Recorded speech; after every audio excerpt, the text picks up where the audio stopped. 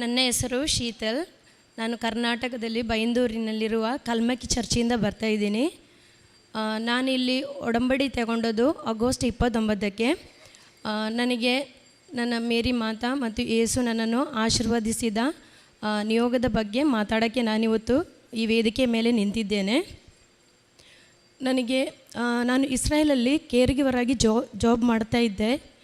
2019 ಫೆಬ್ರವರಿಯಲ್ಲಿ ನಾನು 3ನೇ ಮಗನಿಗೆ ಡೆಲಿವರಿ ಆಗಿದ್ದೆ. ಅಲ್ಲಿ ಒಂದು ವಾರ ಹಾಸ್ಪಿಟ್ಲಲ್ಲಿದ್ದ ಮೇಲೆ ರೂಮಿಗೆ ಬಂದ ಮೇಲೆ ನಾನು ಒಬ್ಬಳೇ ಇದ್ದೆ. ನನಗೆ ಟ್ರೀಟ್ ಮಾಡಲಿಕ್ಕೆ ಯಾರು ಇರಲಿಲ್ಲ. ಆಗ ನನಗೋಸ್ಕರ ಫುಡ್ ಮಾಡುವ ಟೈಮಲ್ಲಿ ನನಗೆ ಸಡನ್ಲಿ ಲೆಫ್ಟ್ ಶೋಲ್ಡರ್ ಹಿಂದುಗಡೆ ಪ್ರಿಕ್ಕಿಂಗ್ ಪೇಯ್ನ್ ಥರ ಬಂದು ಅದೊಂದು ಅರ್ಧ ಗಂಟೆ ಒಳಗಡೆ ಸಿವಿಯರ್ ಪೇಯ್ನ್ ಆಗಿ ನನಗೆ ಬ್ರೀತಿಂಗ್ ಡಿಫಿಕಲ್ಟಿ ಆಗಿತ್ತು. ಅಲ್ಲಿದ್ದ ನನ್ನ ಕೊಲೀಗ್ಸ್ ನನ್ನನ್ನು ಹಾಸ್ಪಿಟ್ಲಿಗೆ ಕರ್ಕೊಂಡೋಗಿ ತೋರಿಸಿದಾಗ ಅವರು ಮಸಲ್ ಏಕಾದ್ದು ಅಂತ ಹೇಳಿ ನನಗೆ ಪೇನ್ ಕಿಲ್ಲರ್ ಕೊಟ್ಟು ಕಳಿಸಿಬಿಟ್ಟಿದ್ರು. ಆಮೇಲೆ ನಾನು 2 ತಿಂಗಳು ಪೇಪರ್ ವರ್ಕಿಗಾಗಿ ಅಲ್ಲಿ ಇಸ್ರೇಲಲ್ಲಿ ಇರಬೇಕಾಗಿತ್ತು. ಮಗನನ್ನು ಅಲ್ಲಿ ನಿಲ್ಲಿಸ್ಲಿಕ್ಕೆ ಆಗಿರಲಿಲ್ಲ. 2 ತಿಂಗಳು ಪೇಪರ್ ವರ್ಕ್ ಆದಮೇಲೆ ನಾನು ವಾಪಸ್ ಇಂಡಿಯಾಕ್ಕೆ ಮಗುವನ್ನು ಕರ್ಕೊಂಡು ಬಂದೆ. ಮಗುವನ್ನು ಕರ್ಕೊಂಡು ಬಂದು 2 ದಿನ ಆದಾಗ ಪುನಃ ಅದೇ ಪೇಯ್ನ್ ನನಗೆ ರಿಪೀಟ್ ಆಗಿ ನನಗೆ ತುಂಬ ಪೇಯ್ನ್ ಸ್ಟಾರ್ಟಾಗಿ ಆ ಪೇಯ್ನ್ ನನ್ನ ಕೈ ಫುಲ್ ಸ್ಪ್ರೆಡ್ ಆಗಿ ನನಗೆ ಬಲ ಇಲ್ಲದ ಹಾಗೆ ಫೀಲ್ ಆಗ್ತಾಯಿತ್ತು. ನನಗೆ ಮಗುವನ್ನು ಹೆತ್ತಕ್ಕೆ ಅವನನ್ನು ಕೊಂಡಾಟ ಮಾಡಲಿಕ್ಕೆ ಆಗ್ತಾ ಇರಲಿಲ್ಲ. ಆ ಪೇಯ್ನ್ ಜೋರಾಗುವಾಗ ನನಗೆ ಡ್ರೌಸಿ ಬಂದು ನಿದ್ದೆ ಹೋಗ್ತಾಯಿದ್ದೆ. ಅದರಿಂದ ನನ್ನ ಹಸ್ಬೆಂಡ್ ಭಯಪಟ್ಟು ನನ್ನನ್ನು ಹಾಸ್ಪಿಟ್ಲಿಗೆ ಕರ್ಕೊಂಡೋಗಿದ್ರು. ಅಲ್ಲಿ ಇದೇ ಥರ ಪೇನ್ ಕಿಲ್ಲರ್ ಕೊಟ್ಟು ನನ್ನನ್ನು ಮನೆಗೆ ಕಳಿಸಿದರು. ಪುನಃ ಸಂಜೆ ಆದಾಗ ಅದು ಪುನಃ ಇದೇ ಥರ ಸಿವಿಯರ್ ಪೇನ್ ಆಗಿ ನನಗೆ ಉಸಿರುಗಟ್ಟಿದಾಗೆ ಆಗಿ ಮತ್ತೆ ಕೂಡ ನಾನು ಡ್ರೌಸಿಯಾಗಿ ನಿದ್ದೆ ಹೋಗ್ತಾಯಿದ್ದೆ. ಅವರು ಪುನಃ ನನ್ನನ್ನು ತಾಲೂಕಲ್ಲಿರೋ ಒಂದು ಹಾಸ್ಪಿಟ್ಲಿಗೆ ಕರ್ಕೊಂಡೋಗಿ ಅಲ್ಲಿ ನನ್ನನ್ನು ಅಡ್ಮಿಟ್ ಮಾಡಿದರು. ಅಲ್ಲಿ 1 ವಾರ ನಾನು ಟ್ರೀಟ್ಮೆಂಟಲ್ಲಿದ್ದೆ. ಅಲ್ಲಿ ಅವರು ಫಿಸಿಯೋಥೆರಪಿ ಎಲ್ಲ ಕೊಟ್ಟು ಸ್ವಲ್ಪ ಓಕೆ ಆಗಿ ನಾನು ಡಿಸ್ಚಾರ್ಜ್ ಆಗಿ ಮಗುವನ್ನು 6 ತಿಂಗಳು ಜೊತೆಗಿದ್ದು ನಾನು ವಾಪಸ್ ಇಸ್ರಾಯೇಲಿಗೆ ಹಿಂತಿರುಗಿ ಹೋದೆ. ಅಲ್ಲಿ ಹೋದ್ಮೇಲೆ ಮತ್ತೆ ನನಗೆ ವಾಪಸ್ ಊರಿಗೆ ಬರಲಿಕ್ಕೆ ಆಗಲಿಲ್ಲ 2.5 ವರ್ಷ ಕೊರೋನಾದ ಕಾರಣದಿಂದ. ಅಲ್ಲಿ ಇದೇ ಥರ ನನಗೆ ಪೇಯ್ನ್ ಬಂದು ಹೋಗ್ತಾ ಇತ್ತು. ಆಗ ಕೂಡ ಪೇನ್ ಕಿಲ್ಲರ್ ತಿಂದ್ಕೊಂಡೇ ಇದ್ದೆ. ಆಗ ಸ್ವಲ್ಪ ಕಂಟ್ರೋಲ್ ಆಗ್ತಾಯಿತ್ತು. ನನಗೆ 5 ನಿಮಿಷ 10 ನಿಮಿಷ ಜಾಸ್ತಿ ಕೆಲಸ ಮಾಡ್ಕೊಂಡು ನಿಂತ್ಕೊಳ್ಳೋಕ್ಕಾಗ್ತಾ ಇರಲಿಲ್ಲ. ತುಂಬ ಹೆವಿನೆಸ್ ಆಗ್ತಾಯಿತ್ತು ಲೆಫ್ಟ್ ಸೈಡ್ ಶೋಲ್ಡ್ರಲ್ಲಿ. ನನಗೆ ತುಂಬ ಏನೋ ಒಂಥರ ಚುಚ್ಚಿ ಪೇಯ್ನ್ ಬಂದು ಉಸಿರುಗಟ್ಟಾಗೆ ಆಗ್ತಾಯಿತ್ತು. ನಾನು ತಡ್ಕೊಂಡೇ ಇದ್ದೆ. ನನಗೆ ಊರಿಗೆ ಬರೋಕ್ಕೂ ಆಗ್ತಿರಲಿಲ್ಲ. ಮತ್ತು ಹಸ್ಬೆಂಡ್ ಹೇಳಿದರು, ನಿನಗೆ ಆಗದಿದ್ದರೆ ಬಂದುಬಿಡು ಅಂತ. ನಾನು ಮತ್ತೆ ಕೂಡ ವೆಯ್ಟ್ ಮಾಡಿದೆ.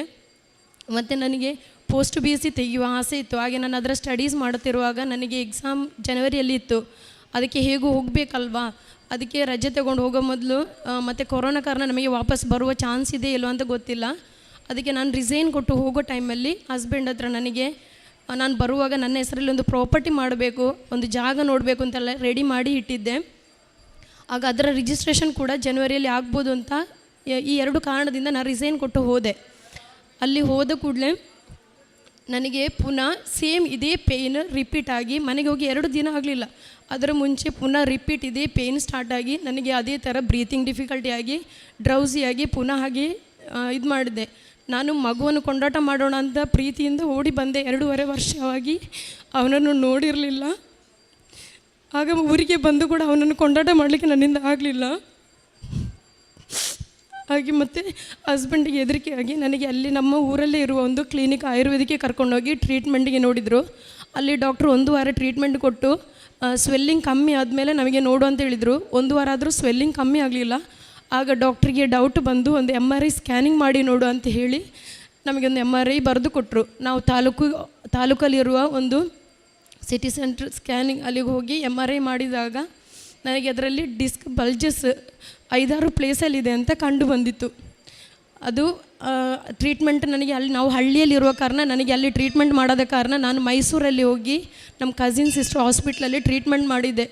ಅಲ್ಲಿ 1 ವಾರ ಟ್ರೀಟ್ಮೆಂಟ್ ಮಾಡಿ ನನಗೆ ಸ್ವಲ್ಪ ಕಮ್ಮಿ ಆಗಿತ್ತು. ಆದರೂ ಅವರು ಹೇಳಿದರು, ಅದು ಲೈಫ್ ಲಾಂಗ್ ಇರುತ್ತೆ, ನೀನು ರೆಸ್ಟ್ ತಗೊಳ್ಬೇಕು ಅಂತ ಹೇಳಿದರು. ನನಗೆ ಓಕೆ ಅಂತೇಳಿ ನಾನು ವಾಪಸ್ ಬಂದೆ. 1 ತಿಂಗಳು ನಾನು ಓಕೆ ಆಗಿದ್ದೆ. ಪುನಃ ಅದೇ ನೋವು ನನಗೆ ರಿಪೀಟ್ ಆಯಿತು. ನನಗೆ ಕಂಟ್ರೋಲ್ ಮಾಡಲಿಕ್ಕೆ ಆಗಲಿಲ್ಲ. ಇಷ್ಟೆಲ್ಲ ಟ್ರೀಟ್ಮೆಂಟ್ ಮಾಡಿ ನನಗಿದು ಕಮ್ಮಿ ಆಗ್ತಿಲ್ವಲ್ಲ, ನನ್ನ ಮಗುವನ್ನು ಮೆತ್ತಲಿಕ್ಕೆ ಆಗ್ತಾಯಿಲ್ಲ, ಅಡುಗೆ ಕೆಲಸ ಮಾಡಲಿಕ್ಕೂ ನನಗೆ ಆಗಲ್ಲ, ಅತ್ತೆಗೂ ಹುಷಾರಿಲ್ಲ, ನನಗೆ ರೆಸ್ಟ್ ರೆಸ್ಟ್ ತೊಗೊಳ್ಲಿಕ್ಕೂ ಆಗ್ತಿರಲಿಲ್ಲ. ನನಗೆ 3 ಮಕ್ಕಳಿದ್ದಾರೆ, ಅವರನ್ನು ಟೇಕ್ ಕೇರ್ ಮಾಡಬೇಕು. ಮತ್ತು ನನಗೆ ಪಾತ್ರೆ ತೊಳಿಲಿಕ್ಕೂ ಕೂಡ ಆಗಲ್ಲ. ಈ ಕೈಯಲ್ಲಿ ಪ್ರೆಸ್ ಮಾಡುವಾಗ ತುಂಬ ಹೆವಿನೆಸ್ ಆಗಿ ನನಗೆ ನೋವು ಕಂಟ್ರೋಲ್ ಮಾಡಲಿಕ್ಕೆ ಆಗ್ತಾ ಇರಲಿಲ್ಲ. ಮತ್ತು ನಮ್ಮ ಹೆಣ್ಮಕ್ಳ ಅವಸ್ಥೆ ಅಲ್ಲ ಅಂಥೇಳಿ ನಾನು ಕಂಟ್ರೋಲ್ ಮಾಡ್ತಾ ಇದ್ದೆ. ಅದಕ್ಕೆ ಅಂತೇಳಿ ಏನು ಟ್ರೀಟ್ಮೆಂಟ್ ತೆಗಲಿಲ್ಲ. ಹಾಗೆ ನನ್ನ ನೋವನ್ನೆಲ್ಲ ನಾನಿವಳು ನನ್ನ ಮಮ್ಮಿಯ ಅಕ್ಕನ ಮಗಳು, ಇವಳಲ್ಲಿ ನನ್ನ ನೋವುಗಳನ್ನು ಹೇಳ್ತಾ ಇದ್ದೆ.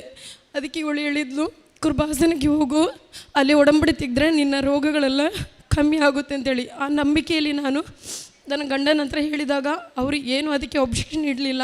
ನೀನು ಹೋಗು ಅಂತೇಳಿ ನನಗೆ ಪರ್ಮಿಷನ್ ಕೊಟ್ಟರು. ಇವಳಿಗೆ ನನ್ನೊಟ್ಟಿಗೆ ಬರಲಿಕ್ಕೆ ಆಗದ ಕಾರಣ ಇವಳ ಅಕ್ಕನ ಜೊತೆ ನಾನಿಲ್ಲಿ ಬಂದು ಆಗಸ್ಟ್ 29ಕ್ಕೆ ಒಡಂಬಡಿ ತೆಗೆದು ಪ್ರೇಯರ್ ಮಾಡಿದ್ದೆ. ಆಗ ಪ್ರೇಯರ್ ಮುಗಿಸಿ 5:30 ಆದಾಗ ಇವರು ಫಾದರ್ ಹೋಗ್ಲಿಕ್ಕೆ ರೆಡಿ ಆದಾಗ ನನಗೆ ನನ್ನ ಅಕ್ಕ ಹೇಳಿದ್ಲು, ನಿನ್ನ ಹತ್ರ ರಿಪೋರ್ಟ್ ಇದ್ದರೆ ಫಾದರಿಗೆ ತೋರಿಸಿದರೆ ಅವರು ಪ್ರೇಯರ್ ಮಾಡ್ತಾರಂತ. ನನ್ನ ಅತ್ತೆಗೆ ಫೋನಲ್ಲಿ ಫೋಟೋ ತೆಗೆದು ಕಳಿಸ್ಲಿಕ್ಕೆ ಆಗ್ತಾ ಇರಲಿಲ್ಲ. ನನ್ನ ಮಕ್ಕಳು ಸ್ಕೂಲ್ ಬಿಟ್ಟು ಬಂದು ನನಗೆ ಫೋಟೋ ತೆಗೆದು ಕಳಿಸಿ ನನ್ನ ಮೊಬೈಲಿಗೆ ಬರುವಷ್ಟೊತ್ತಿಗೆ ಫಾದರ್ ಇಲ್ಲಿಂದ ಎದ್ದೋದ್ರು. ನನಗೆ ತುಂಬ ಸಂಕಟವಾಯಿತು, ಆ ರಿಪೋರ್ಟ್ ತೋರಿಸ್ಲಿಕ್ಕೆ ಆಗಲಿಲ್ಲಲ್ಲ ಬಂದು ಅಂತೇಳಿ.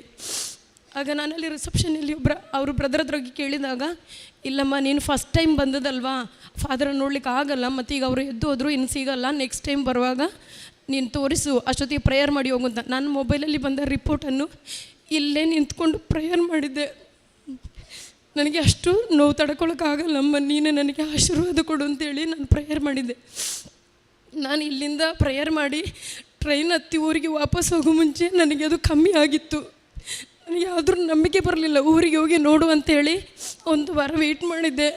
ಹೋದ ಕೂಡಲೇ ನಾನು ನಿಯೋಗದ ಪ್ರಕಾರ ಪ್ರೇಯರ್ ಮಾಡಿ ಒಡಂಬಡತೆ ಇಲ್ಲವನ್ನೆಲ್ಲ ಹಚ್ಕೊಂಡು ಪ್ರೇಯರ್ ಮಾಡ್ತಾಯಿದ್ದೆ. ಕುಟುಂಬ ಸಮೇತ ರಾತ್ರಿ ಪ್ರೇಯರಲ್ಲಿ ಕೂಡ ನಾವು ಕುಟುಂಬದ ಜೊತೆ ಪ್ರೇಯರ್ ಮಾಡ್ತಾಯಿದ್ವಿ.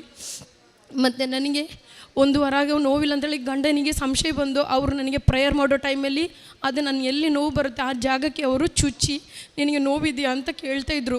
ಅವ್ರಿಗೂ ನನ್ನ ಮೇಲೆ ನಂಬಿಕೆ ಇರಲಿಲ್ಲ. ನಾನು ಹೇಳಿದೆ ನನಗೆ ನೋವು ಕಮ್ಮಿ ಆಗಿದೆ ಕಂಪ್ಲೀಟಾಗಿ, ನನಗೆ ನೋವೇ ಇಲ್ಲ ಅಂತ ಹೇಳಿದೆ.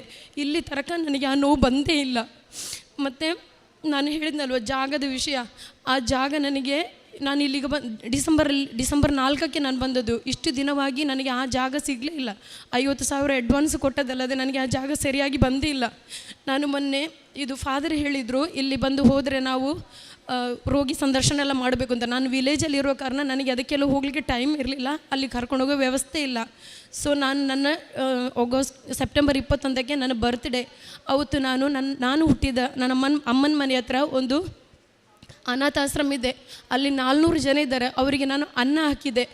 ಅವರ ಸಂತೋಷ ನೋಡಿದಾಗ ನಾನು ನನ್ನ ಅಮ್ಮನ ಹತ್ರ ಹೇಳಿದೆ, ಅವರ ಸಂತೋಷದ ಜೊತೆ ನನಗೂ ನೀನು ಸಂತೋಷ ಕೊಡು, ನಿನ್ನ ಜಪಮಾಲೆ ಸ್ಟಾರ್ಟ್ ಆಗೋ ಮುಂಚೆ ನನಗೆ ಅದ್ಭುತವಾದ ಒಂದು ಸ್ಥಳವನ್ನು ತೋರಿಸಿಕೊಡು ಅಂತ ಹೇಳಿದ್ದೆ. ಹಾಗೆ ನಾನು ಸೆಪ್ಟೆಂಬರ್ 28ಕ್ಕೆ ಮೊಬೈಲಲ್ಲಿ ಕೃಪಾಸನ ಲೈವ್ ನೋಡಲಿಕ್ಕೆ ನಾನು ಮೊಬೈಲ್ ಓಪನ್ ಮಾಡಿದಾಗ ಫೇಸ್ಬುಕ್ಕಲ್ಲಿ ನನಗೆ ಆ್ಯಸಿಯಲ್ ಅಂತೇಳಿ ಒಂದು ಗ್ರೂಪ್ ಡೆವಲಪರ್ಸ್ ಇದ್ದು ಕಾಂಟ್ಯಾಕ್ಟ್ ಸಿಕ್ಕಿದ್ದು. ನಾನು ಆ ಲೈವ್ದನ್ನು ಸ್ಕಿಪ್ ಮಾಡಿ ಈ ಡೆವಲಪರ್ಸಿದ್ದು ಕಾಂಟ್ಯಾಕ್ಟ್ ತಗೊಂಡು ಅವರಿಗೆ ಕಾಲ್ ಮಾಡಿದಾಗ ಅವರು ಮಂಗಳೂರಲ್ಲಿ ಸಿಟಿಯಲ್ಲೇ ಒಂದು ಜಾಗ ಇದೆ ಅಂತೇಳಿ ನನಗೆ ಹೇಳಿದರು. ನಾನು ಯಾರ ಹತ್ರ ಹೇಳೋಕ್ಕೆ ಹೋಗಿಲ್ಲ, ನಾನೇ ಅವರ ಹತ್ರ ಕಾಂಟ್ಯಾಕ್ಟ್ ಮಾಡಿ ಮಾತಾಡ್ತಾ ಇದ್ದೆ. ಆಮೇಲೆ ಮಕ್ಕಳಿಗೆ ರಜೆ ಸಿಕ್ಕಿದಾಗ ನನ್ನ ಅಪ್ಪ ಇವರನ್ನು ಕರ್ಕೊಂಡು ಹೋಗಿ ನಮ್ಮ ಮನೆಗೆ ಬರ್ತಾರೆ ಅಂತ ಹೇಳಿದಾಗ ನನ್ನ ಅತ್ತೆ ಹೇಳಿದರು, ನಿನ್ನ ಅಪ್ಪ ಬರೋದು ಬೇಡ, ನೀನೇ ಮಕ್ಕಳನ್ನು ಕರ್ಕೊಂಡು ಹೋಗು ಅಂತ ಹೇಳಿದರು. ಆಗ ನನ್ನ ಮನಸ್ಸಲ್ಲಿ ಆಯಿತು, ಇದೆಲ್ಲ ಮೇರಿನೇ ನನಗೆ ತೋರಿಸ್ಕೊಡೋ ದಾರಿ, ಆ ಜಾಗ ನಾನೇ ಹೋಗಿ ನೋಡಬೇಕು ಅಂತ ಅವಳು ತೀರ್ಮಾನ ಮಾಡಿದ್ದಾಳೆ ಅಂತ ತಿಳ್ಕೊಂಡು ನಾನು ನನ್ನ ಗಂಡನಿಗೆ ಕೂಡ ಹೇಳಿದೆ. ಮಕ್ಕಳನ್ನು ಕರ್ಕೊಂಡು ನನ್ನ ಮನೆಗೆ ಹೋದೆ. ಆಮೇಲೆ ನನ್ನ ಮನೆಗೆ ಹೋಗಿ ಅಪ್ಪನ ಹತ್ರ ಹೇಳಿದ್ದೆ, ಈಗ ಒಂದು ಜಾಗ ಇದೆ, ಒಮ್ಮೆ ನೋಡೋಕ್ಕೆ ನನ್ನ ಜೊತೆ ಬಾ ಅಂತೇಳಿ. ಅಕ್ಟೋಬರ್ 1ನೇ ತಾರೀಕಿಗೆ ಜಪಮಾಲೆ ಆರಂಭ ಆದ ಅದೇ ದಿನವೇ ಬೆಳಿಗ್ಗೆ ನಾನು ಅಪ್ಪನನ್ನು ಕರ್ಕೊಂಡು ಆ ಜಾಗ ನೋಡೋಕ್ಕೆ ಹೋದ ಕೂಡಲೇ ನನಗೆ ತುಂಬ ಇಷ್ಟ ಆಯಿತು ಆ ಜಾಗ. ನಾನು ಮತ್ತೇನು ಥಿಂಕ್ ಮಾಡಲಿಲ್ಲ, ತೆಗೆಯೋದಾದರೆ ಇದನ್ನೇ ತೆಗೆಯೋದು ಅಂತೇಳಿ ಹಠದಲ್ಲಿದೆ. ಆಮೇಲೆ ನಾನು ನನ್ನ ಗಂಡನಿಗೆ ಹೇಳಿದೆ, ನಿಮಗೆ ಹೇಳಿದೆ ನಾನು ಈ ಜಾಗವನ್ನು ನೋಡಲಿಕ್ಕೆ ಬಂದಿದ್ದೆ ಈ ಥರ ಇದೆ ಅಂತ. ಆಗ ಅವರು ನನಗೆ ಸ್ವಲ್ಪ ಒಬ್ಜೆಕ್ಷನ್ ಮಾಡೋ ಥರ ಮಾತಾಡಿದರು. ನಾನು ಹೇಳಿದ್ದೆ, ನೀವು ನನಗೆ ತಡ ಬರಬಾರ್ದು, ನನ್ನ ಮಾಧವ್ ನನಗೆ ತೋರಿಸಿಕೊಟ್ಟ ಜಾಗ ಇದನ್ನು ತೆಗಿಲೇಬೇಕು ಅಂತ ಹೇಳಿದೆ. ಅವರು ಒಪ್ಪಿದ್ರು. ಹಾಗೆ ನಾನು ಅವರನ್ನು ನಿನ್ನೆ ನಾನು ಎಕ್ಸಾಮಿಗೆ ಹೋಗ್ಲಿಕ್ಕೋಸ್ಕರ ನಾನು ಬಂದ ದಾರಿಯಲ್ಲಿ ಫಾದರಿಗೆ ನಾವು ಹಾಲ್ ಟಿಕೆಟ್ ತೋರಿಸಿ ಪ್ರೇಯರ್ ಮಾಡಲಿಕ್ಕೆ ಬಂದಾಗ ಇವರನ್ನು ಆ ಜಾಗ ಹೋಗಿ ತೋರಿಸೋಣ ಅಂತ ನಿನ್ನೆ ಕರ್ಕೊಂಡೋಗಿ ನಾನು ತೋರಿಸಿದ್ದೆ. ಅವ್ರಿಗೂ ಇಷ್ಟ ಆಯಿತು. ನಾನು ಅವ್ರ ಹತ್ರ ಹೇಳಿದರೆ ಈಗ ರಿಜಿಸ್ಟ್ರೇಷನ್ ಮಾಡೋದು ಬೇಡ, ನನಗೆ ಮಾಧವನ ಹತ್ರ ಹೋಗಿ ಸಾಕ್ಷಿ ಹೇಳಿದ ಮೇಲೆ ರಿಜಿಸ್ಟ್ರೇಷನ್ ಮಾಡಿದರೆ ಸಾಕು ಅಂತೇಳಿ ನನ್ನ ಹಠಕ್ಕೆ ನಾನು ಬಂದೆ. ಇನ್ನು ಹೋಗಿ ರಿಜಿಸ್ಟ್ರೇಷನ್ ಮಾಡಬೇಕು. ಈ ಎರಡು ಅನುಗ್ರಹವನ್ನು ಕೊಟ್ಟ ನನ್ನ ಮೇರಿಗೂ ನನ್ನ ಯೇಸುವಿಗೂ ಕೋಡಾನು ಕೂಡಿ നന്ദി ಹೇಳಿಕೊಂಡು ನನ್ನ ಮಾತು ಕೊನೆಗೊಳಿಸ್ತೇನೆ. ശീതള വരുന്നത് കർണാടകയിൽ നിന്നാണ്. ഇസ്രായേൽ ജോലി ചെയ്യുന്ന സമയത്താണ് പുറം വേദന ഉണ്ടാവുന്നത്. ഡോക്ടേഴ്സിനെ കാണിച്ചു, എങ്കിലും വേദന കുറഞ്ഞില്ല. ഇന്ത്യയിൽ വന്നു, ഡോക്ടേഴ്സിനെ കാണിച്ചു, പക്ഷേ എങ്കിലും ഈ വേദന മാറില്ല എന്നാണ് പറയുന്നത്. ഡിസ്ക് ബൾജിങ് ആണ്. അതിനൊരു പ്രതിവിധി എന്നുള്ളത് റെസ്റ്റ് എടുക്കുക എന്നുള്ളതാണ്. വേദന വരുന്ന സമയത്ത് കത്തിയെടുത്ത് കീറാൻ തോന്നുമായിരുന്നു എന്നാണ് പറഞ്ഞത്. കൊച്ചിനെ ഒന്നും എടുക്കാൻ പറ്റില്ല. 3 വയസ്സുള്ളൊരു കൊച്ച്, ആ കൊച്ചു കരഞ്ഞാൽ അതിനെ എടുക്കാൻ പറ്റില്ല. 5 മിനിറ്റ് അടുക്കളയിൽ നിൽക്കാൻ പറ്റില്ല, അടുക്കളയിൽ ജോലി ചെയ്യാൻ പറ്റില്ല. അങ്ങനെയൊക്കെ ആയതുകൊണ്ട് കുട്ടികൾ എന്തെങ്കിലും പറയാൻ വന്നാൽ ദേഷ്യം വരും. ഇങ്ങനെയൊക്കെയുള്ള ഒരു അവസ്ഥയിലാണ് ശീതൾ ഇങ്ങോട്ട് കൃപാസനം മാതാവിൻ്റെ അടുക്കലേക്ക് എത്തുന്നത്. ഉടമ്പടി എടുത്ത് പ്രാർത്ഥിച്ചു. അതിനുശേഷം ജോസഫ് അച്ഛനെ കാണുവാനായിട്ട് ടോക്കൺ ചെന്ന് കഴിഞ്ഞപ്പോഴാണ് ഉടമ്പടി പുതുക്കണം എന്ന് പറയുന്നത്. അപ്പോൾ അച്ഛനെ കാണാൻ സാധിക്കില്ലല്ലോ എന്ന വിഷമത്തിൽ പരിശുദ്ധ അമ്മയുടെ മുന്നിൽ വന്നുകൊണ്ട് എൻ്റെ അമ്മയെ എന്നെ സുഖപ്പെടുത്തണമേ എന്ന് പ്രാർത്ഥിച്ചു. പിന്നീട് ട്രെയിനിലിരിക്കുന്ന സമയത്ത് ഈ വേദനയെക്കുറിച്ച് നോക്കിയപ്പോൾ വേദനയില്ല. പിന്നീട് അങ്ങോട്ട് വേദനയില്ല എന്നാണ് പറയുന്നത്. പരിശുദ്ധ അമ്മ ഈ മകൾ ഇവിടെ വന്നപ്പോൾ തന്നെ സൗഖ്യം ലഭിച്ചു. പരിശുദ്ധ അമ്മയുടെ മധ്യസ്ഥത ലഭിച്ച വലിയൊരു അനുഗ്രഹമാണിത്.